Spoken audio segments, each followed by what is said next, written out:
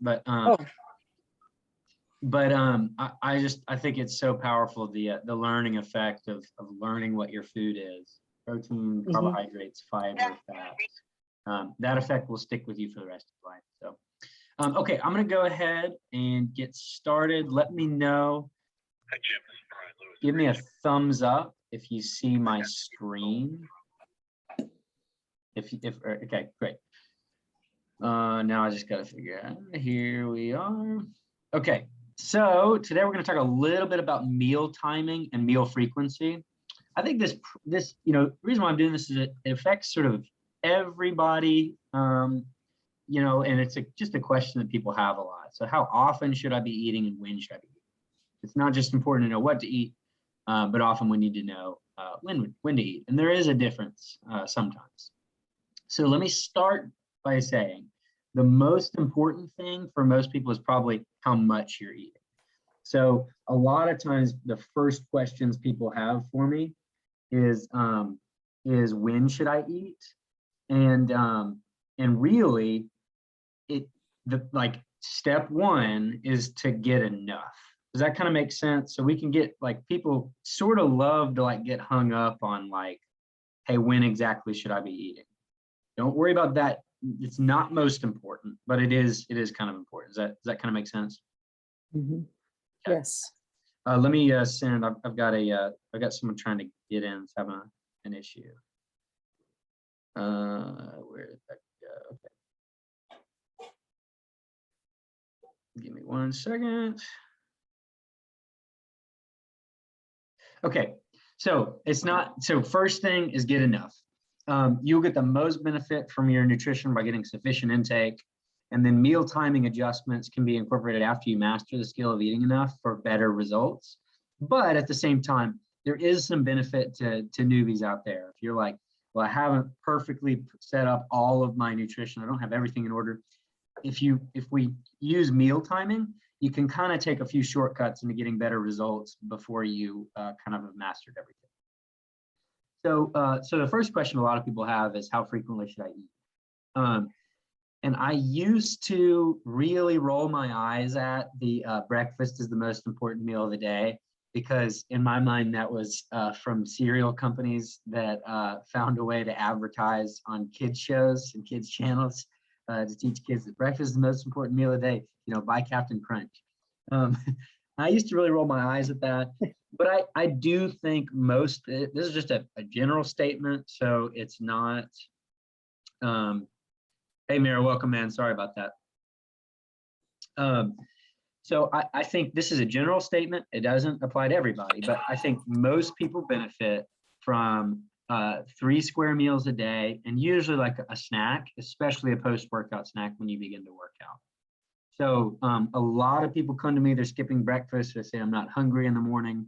Most of those people are going to benefit from restructuring that and slowly building in a morning breakfast. So, this is a slide that I copied and pasted from another presentation. Establish your basic meal structure is step 1. Before we even get to breaking down the meal timing of your day, just establish and commit to a consistent basic meal structure.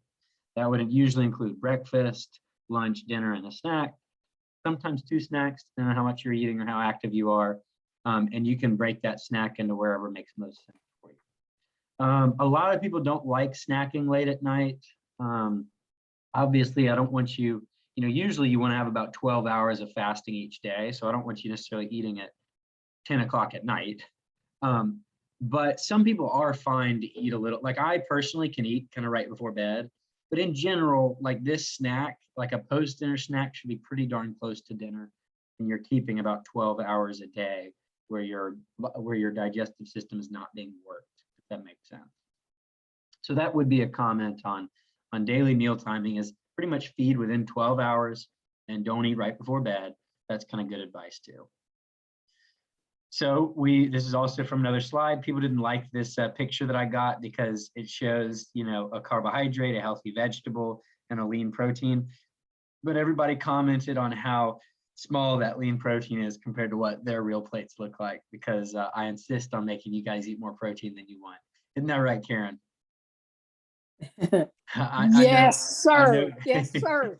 I know Karen's nodding. Yeah.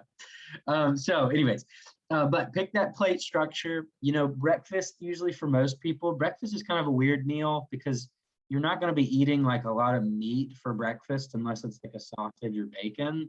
Those are pretty much the only meats you're going to get. So when I talk about this plate structure, I'm usually talking about lunch and dinner. And lunch and dinner is usually a lean protein source, a vegetable, a high quality fat, a healthy carb. Unless you're keto, you know, that healthy carb or starch is probably not going to be on your plate. But so we commit to this plate structure. Again, I'm just laying the foundation of meal frequency. We got usually for most people 3 meals in a day with an organized structure to it. Does that kind of make sense? So that's where I want most clients to develop most of their time and to get most consistent with. Okay, what about intermittent fasting or skipping breakfast? Intermittent fasting is something that I do with a lot of clients. I do it less than I used to do. And we can talk about why that is. If y'all want to ask why or whatever, you know, we'll definitely get to that. There are definitely some benefits to intermittent fasting, but again, this is just a general recommendation. For most people, it's probably more important to establish consistent behaviors of eating enough and fueling your body before you start kind of playing around with intermittent fasting. So if you are intermittent fasting, you probably should do it only like for a short period of time, you know, making it a lifestyle. The longer you do it, it kind of has diminishing returns on your benefits. And then of course, intermittent fasting can make it challenging to get enough protein in because most people are really trying to have to push it with 3 meals a day and a snack. If you completely eliminate a whole meal, you're going to have to be eating a lot of protein in 1 or 2 sittings, right? Does that kind of make sense for most people? Mm-hmm. Probably most people would really not be able to get their protein prescription in without, you know, if you eliminate a whole meal. But again, this is individualized. And there are times when intermittent fasting can be great. I just think practicing fasting, like apart from whether or not it makes the most sense for your body, you know, I think the human body is designed to fast.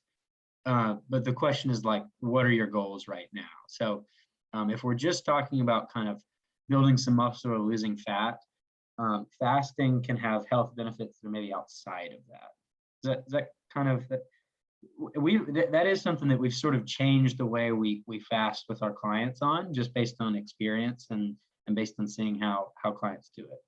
Intermittent fasting or extended fasting can be a powerful intervention, but more not so much for like I wouldn't do fasting for fat loss or for weight loss. I would do it for another specific health reason or a spiritual or psychological reason. Okay, so the other 2 big things with meal timing is pre-workout nutrition and post-workout nutrition. So these are 2 other areas where it does matter kind of when you're eating. So let's think about this. Let's think of the goal of the typical person out there. The typical person wants to build a firm foundation of lean mass. You know, they want to be strong and fit and energetic in their body in order to make fat loss more sustainable. So remember, if you lose fat and you're losing muscle, it's going to put you at risk of yo-yoing and putting that weight back on.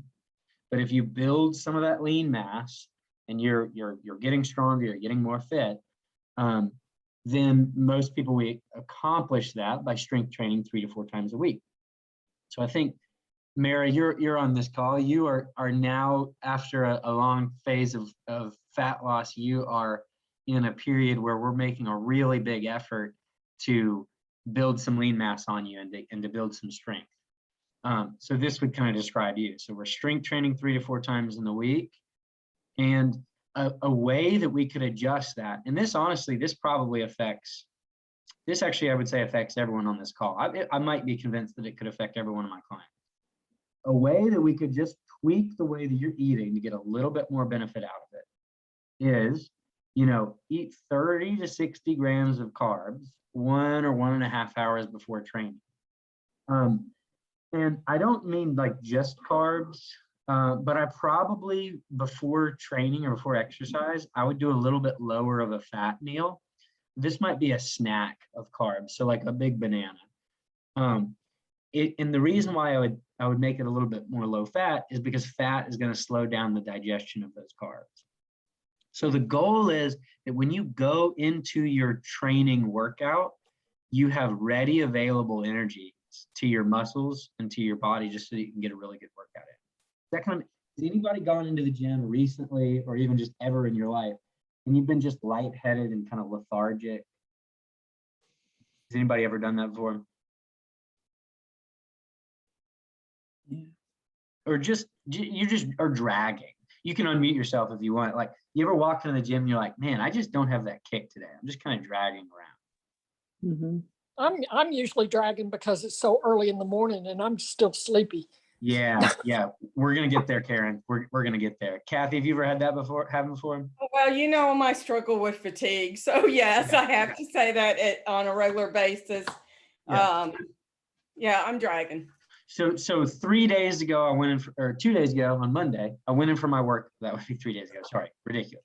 On Monday, I went in for my workout and I was on like a scale of 1 to 10. I was at like a 3. I was using the same weights that I'd used the week before in the same workout. And I just couldn't make the weights move. And I had just gotten a little bit lax that day, and I work out in the afternoons. It was about 4 or 5 in the afternoon. And I had eaten probably 1,400 calories or 1,500 calories. That's really low for me. That's half of my daily intake.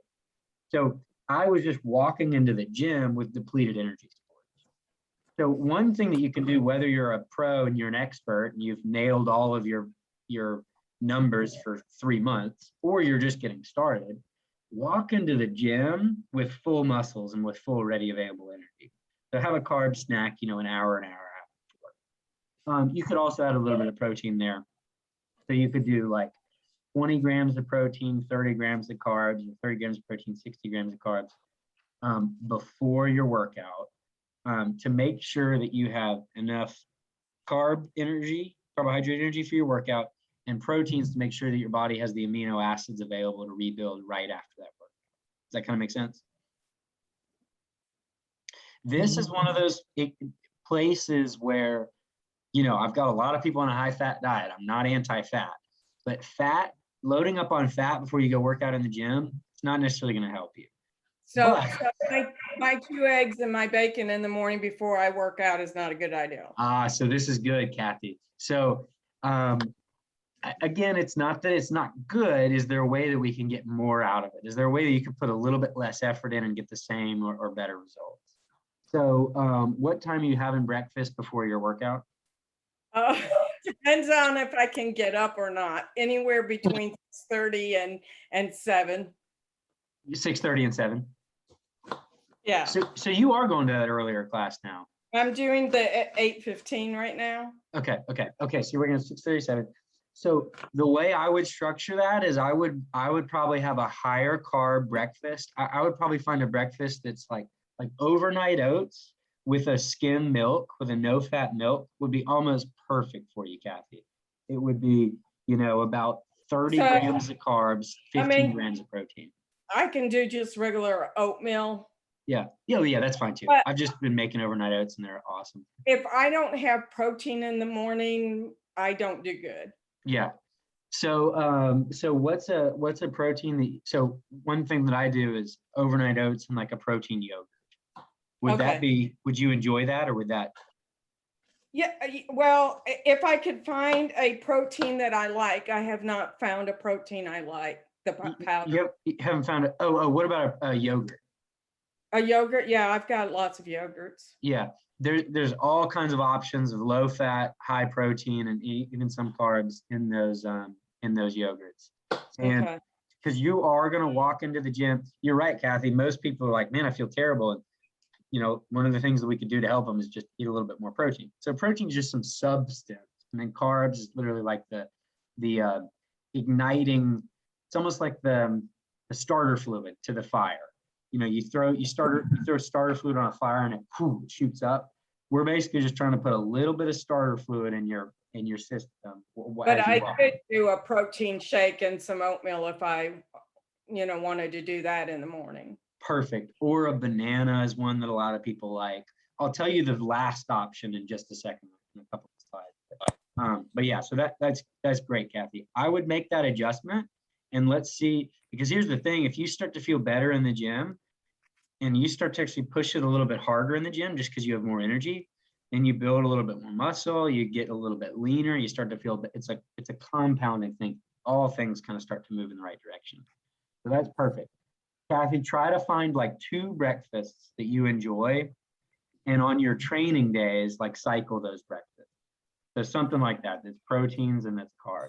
And then on your other days when you're not training, if you want to do the sausage and eggs, that's probably fine. Well, okay. Yeah. Okay. So yeah, I was gonna, Karen, you can answer this. Who is it hardest to nail your pre-workout nutrition? Who is this? What group is this hardest for? This is not hard for me. Well, I don't know. I always drink the, I don't know how many carbs are in this. I always drink that athletic greens first thing in the morning. Yeah, So, love athletic greens. Not many carbs, but good micronutrients. yeah, so I probably could, well, yeah, I could probably eat a banana when I'm driving because I try not, they say to get the best benefit of that athletic greens is to just drink it first thing in the morning and don't have any caffeine or anything for 30 minutes after. So yeah, so I just get out of bed and chug that first thing. Yeah, I'm glad. I'm glad we got you set up. Then I make my coffee. I could probably, put a banana or something in the car, an apple in the car, and eat it on the way. Yeah, my point is, this is hardest for people that work out really early in the morning. It's hard to roll out of bed and nail your pre-workout. So for most people, if you're working out early in the morning, your pre-workout meal is actually going to be dinner. So the night before. So if you're watching this, you're a 5:45 a.m. Vital Fitter, let's get you eating, maybe like test it, let's see, maybe a higher carb dinner. So you get a little bit more rice at your dinner, a little bit more beans at your dinner. And then I say, this is the last ditch effort. Try the banana if you can tolerate it in the morning, but a lot of people can't tolerate rolling out of bed and just having a banana. The last resort would be maybe a little bit of Gatorade. It's sugar, but if you're not getting a ton of it in there, maybe 25, 30 grams, you're walking into the gym, just test it. When I work out in the morning, I do that, and I do feel like I feel slightly better when I do that. So that's just something to kind of think about. Well, and I'm tired when I get there, but let me tell you, the workout makes me fully awake. It does wake me up. Good. And I don't have a chance for much coffee before I go to wake me up. So test, Karen, if you feel a little bit better with either a banana or some Gatorade. Test banana first. Okay, so the other time that's important or that you can hack your way to getting a little bit faster benefit from your nutrition is to nail your post-workout nutrition. So this is maybe, so you feel pre-workout so that you get your best workout possible. And then post-workout allows you to capitalize on that great workout you just had by adequately recovering. So post-workout is, you could argue the best time to fuel your body. It's the time, and this relates to anybody struggling with diabetes or prediabetes or a high A1C. This is the time when you're most insulin sensitive, particularly if you've just lifted something heavy. Your muscles respond by lifting something heavy they absolutely open up to whatever energy you're going to give it. So even if you're really insulin resistant, you get a good strength workout in, muscle receptors actually open up to what's called insulin independent reception, where you can get glucose into those muscle cells without even needing to secrete a bunch of insulin. So this is the time when your body's ready to rebuild. This is I'm going to move on to the last part of this actually. If you've been low carb for a little bit, or if you're diabetic and you're trying to test how your body responds to more carbs, this is the best time to introduce some carbs. So you do a strong workout. Sometimes I'll give like some, if you're diabetic, I'll give you like 2 weeks where you're allowed to have, something like 80, 90 carbs. And the time that we're going to throw those in is right after your workout. It's a little way to hack it so that you're not going to have a big blood sugar spike. You might have a little bit of one, or you might not have one at all. So that's a way to hack that. Also, if you are someone who really stores fluid, if your weight fluctuates a lot with your carbohydrates, this is a time where you can throw some carbs into your system and you can minimize those fluctuations. Does that kind of make sense? So if you're at home and you've been low carb for a little bit, Kathy, this is a transition that you've made recently, where if you just are increasing your carb prescription. So, this would relate to Biff, Devana. A good time to load some of those carbs to decrease that effect is post-workout. So I would do a 1-to-1 or 1-to-2 ratio of protein to carbs within about an hour post-workout. You don't need to be obsessive with that. So have like the oatmeal and yogurt before and then come home and have a protein shake after? Perfect. That would be great. Yeah. Okay. So this is one example. A scoop of whey protein, a banana, and some blueberries is like right at about 25 grams of protein, 45 grams of carbs. You don't have to be exact with this, but that's a great way to, you just kind of have that in your head. You throw something out for that, and you've just built a really, really good post-workout fueling deal.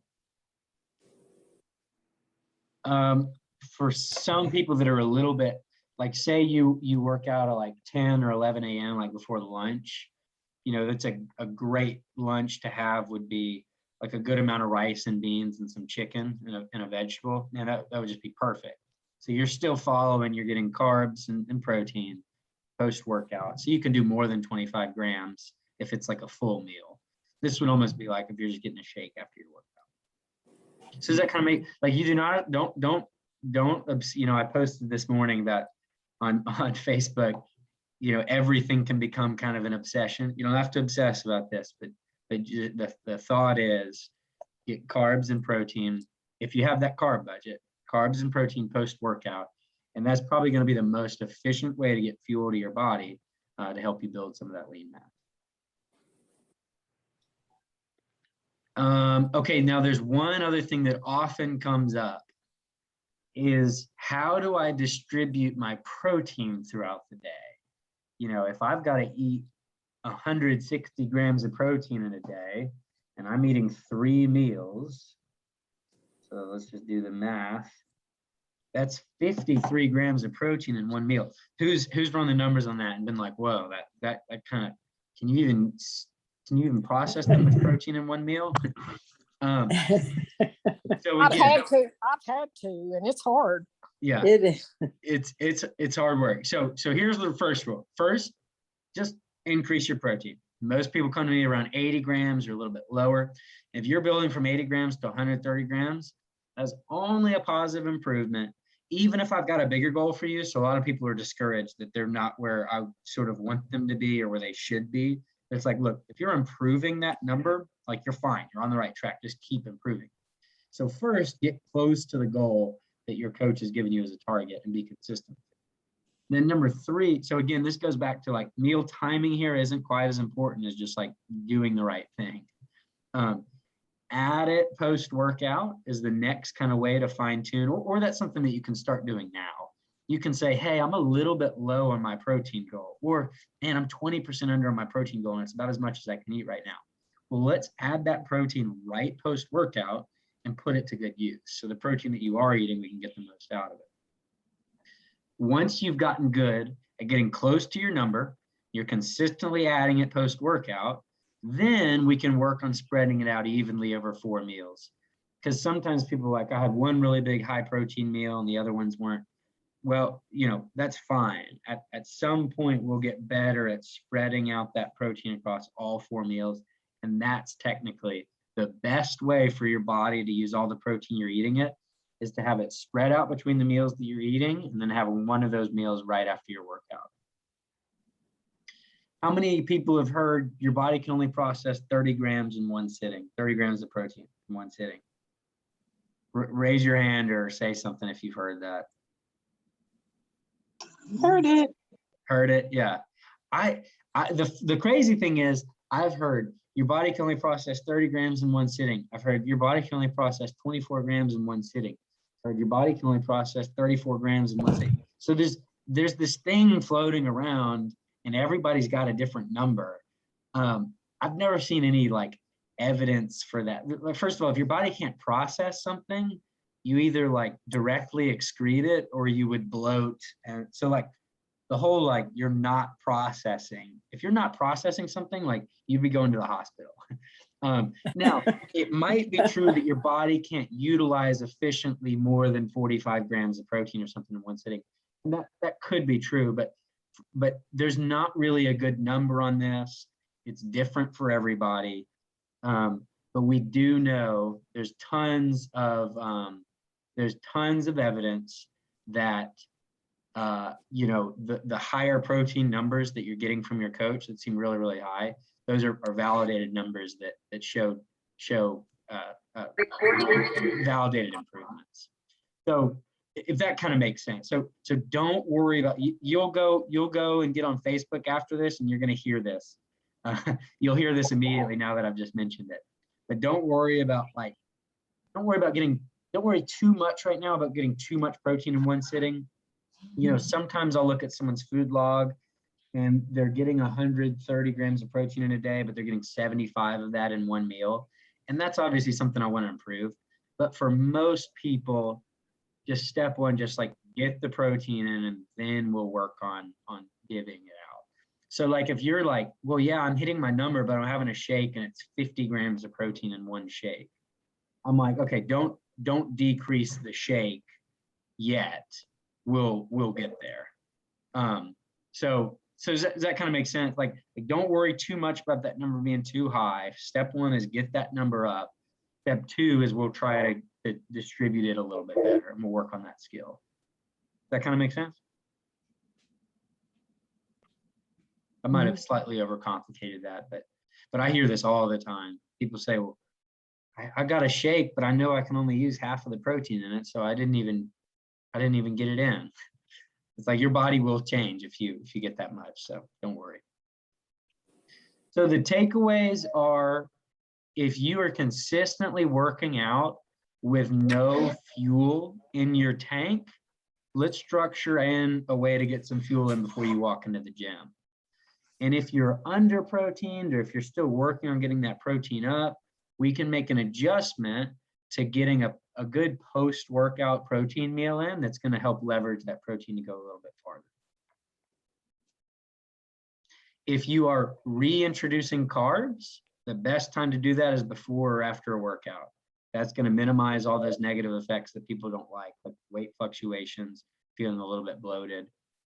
So those are really the big takeaways. This should be really practical.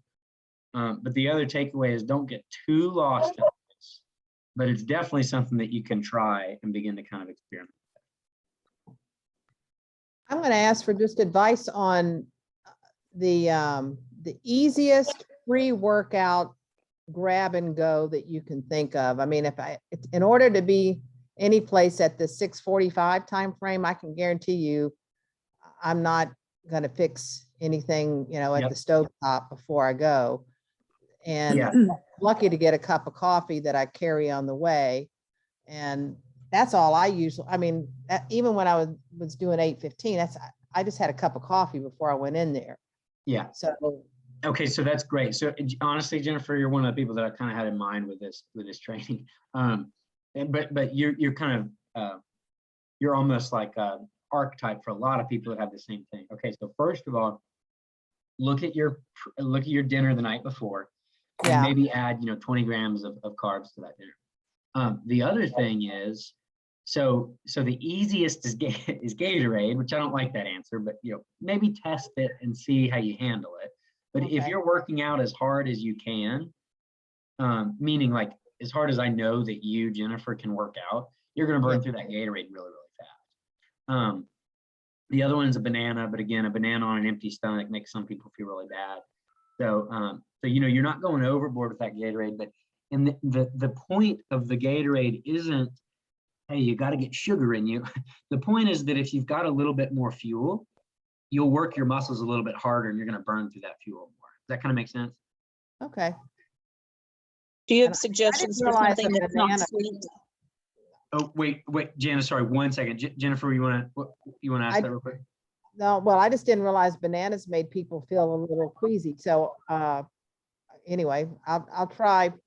I'm not big on any Gatorade. So I think I'd go for the banana before I'd go for Gatorade. Yeah. Okay. Yeah. Gatorade or any kind of like drink like that, yeah, But not one of your little, my newfound chocolate Fairlife protein shake. I probably wouldn't do that. Okay, so protein does not function as energy in your workout, but Right. it does sort of function as like substance to allow you to recover from that workout. All right, So I'll aim more for the banana. yeah, but you could do a Fairlife and a banana, or half a Fairlife and a banana. That'd be great. And then do Okay. the rest of the Fairlife after the workout, something like that. Okay. Jana, sorry, can you, I'll ask to unmute you, and can you ask that again? for I me? got it. Okay. I got it. And my question was, do you have any suggestions for something that's not sweet that Yeah, you can use as a primer? yeah, non-sweet carbs. I mean, I usually just think of like fruit, and the problem is like something like oats isn't bad, but oats have like a lot of fiber in it too, and that'll kind of slow down the digestion. And the point is for us to just provide enough carbs that you're going to burn through them in your workout. So like, again, like if Jennifer drinks a Gatorade, my goal is for that Gatorade to be gone before she leaves. And like oats is a little bit of fiber that's going to help slow that down. But I mean, here, let me just like look up non-sweet carbs. Yeah. I can do that. That's not a problem. Yeah, I'll look at what I would do. I mean, the thing that comes to mind is a potato.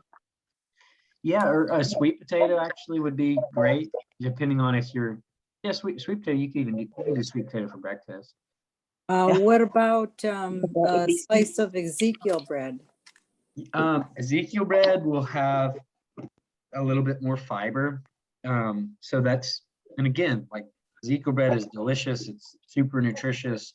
That fiber is just going to slow down that digestion. So if you're going to do an Ezekiel bread, maybe aim for like an hour and a half of your workout, something like that. Okay.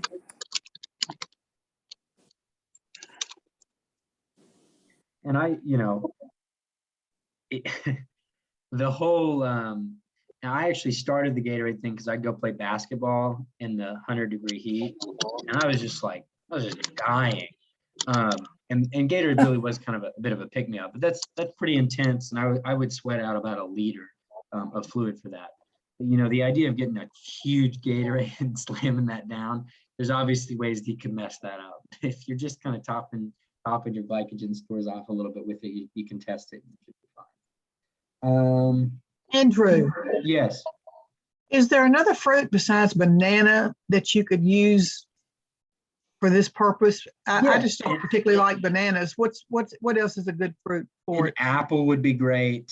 Berries Pear. are good too. They're just a little bit lower in carbs. So berries are actually decently low carb. But I would do Okay. like Pears. apple or banana. Pears. Pears. are Apple or good. banana? Pears would be What? perfect too. What's that? Pears, pineapple. Oh, pears. Yeah. Okay. Yeah. Pears, pineapple, apple, banana is probably a pretty good spread. Thank you. Yeah. So again, there's benefit here. If you're crushing it, let's go ahead and take the next step. Like Devonna, this would be a great thing. Let's kind of fine tune this a little bit for you. And you already might be pretty close to this, but we can fine tune this to you to take you to the next level. And then if you're kind of a newbie and you're just starting with this, it's a way that we can kind of leverage your work to leverage your nutrition to get the most benefit out of what you're eating. So kind of a benefit to all. All right, y'all, any questions before I let y'all go?